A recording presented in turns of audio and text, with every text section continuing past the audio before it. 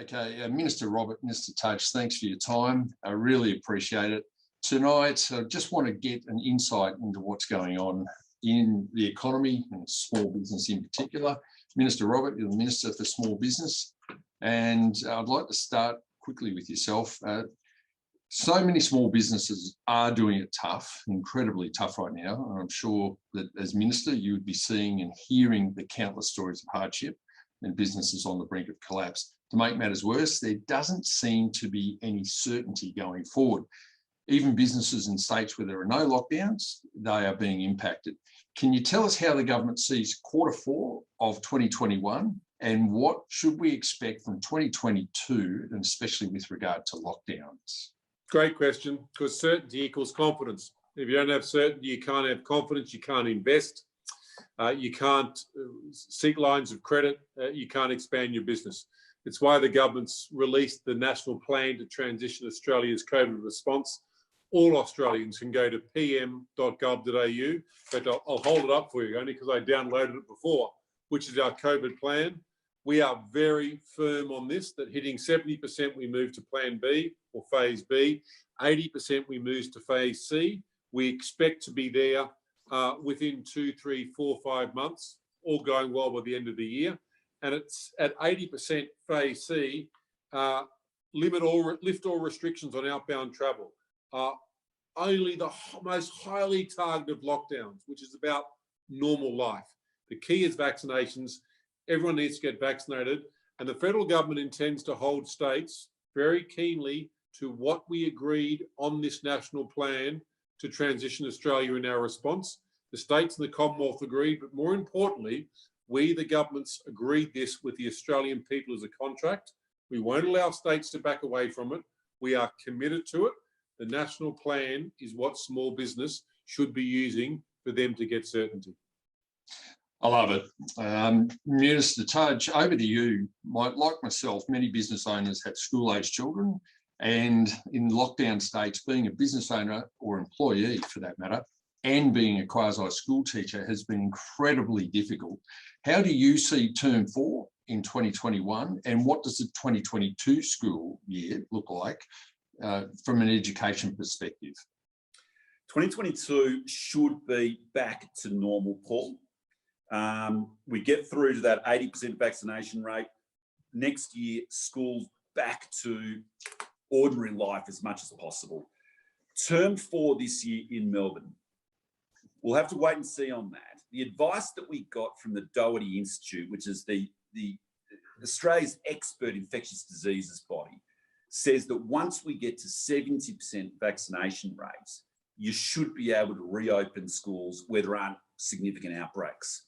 So that's the figure that we're looking for there also, 70%, to hopefully reopen those schools, 80% next year, back to normal life.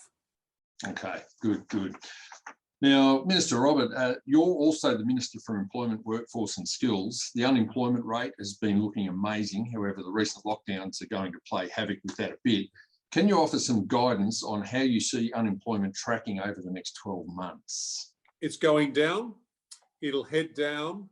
The Reserve Bank Governor actually thinks it might end up with a 3 in front of it, but it's going to get down to the very, very low 4s, and it's going to get down there quickly because we have no net overseas migration, no student visas coming in, no backpacker visas. We're probably down between 500 and 700,000 migrants. And as a nation, we're used to importing capital and labour. Therefore, the option for Australian businesses is to employ Australians. Now, it's a great thing for Australians, but we have to skill them. That's why there's $6.4 billion on the table that this government has put in place to really skill those Australians so that small businesses have options to hire Australians and get them skilled. There's $2 billion in Job Trainer for no fee or very low fee training courses because we know this problem is upon us. The unemployment rate is coming down. That's brilliant. Love it.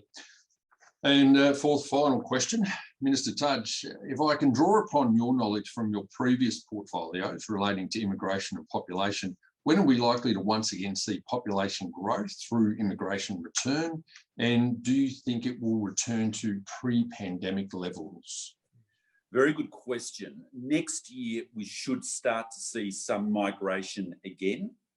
How many, it's too early to say. When will we get back to pre-pandemic levels?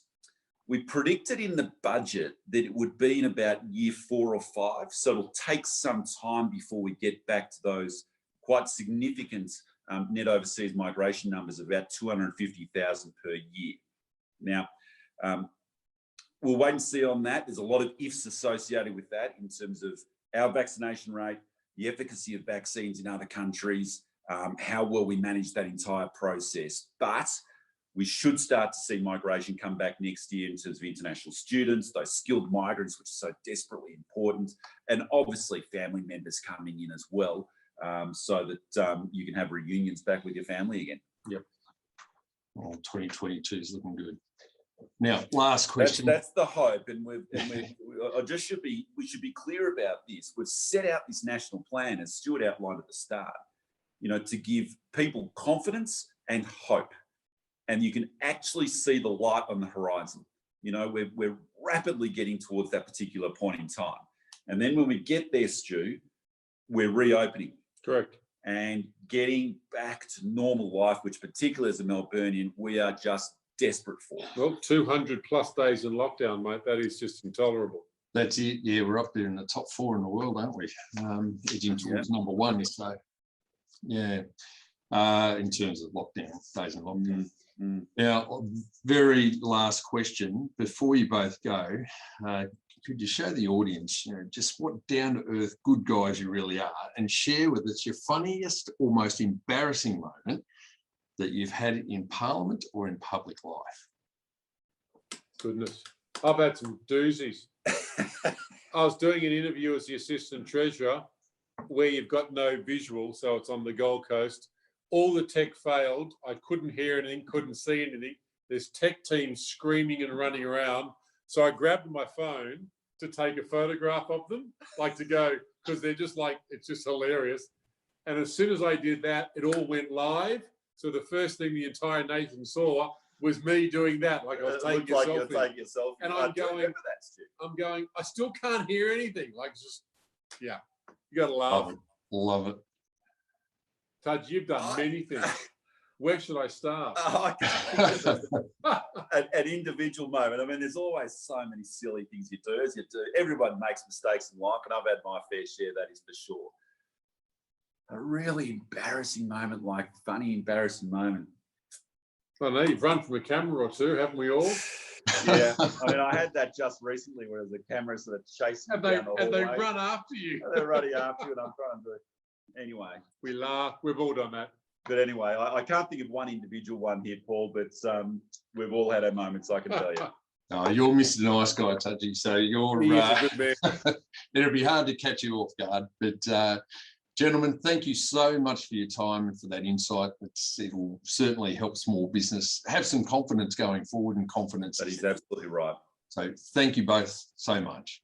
Thanks, Paul. Cheers. Thanks, Paul, and all the best with your business too. Thanks so much, Alan.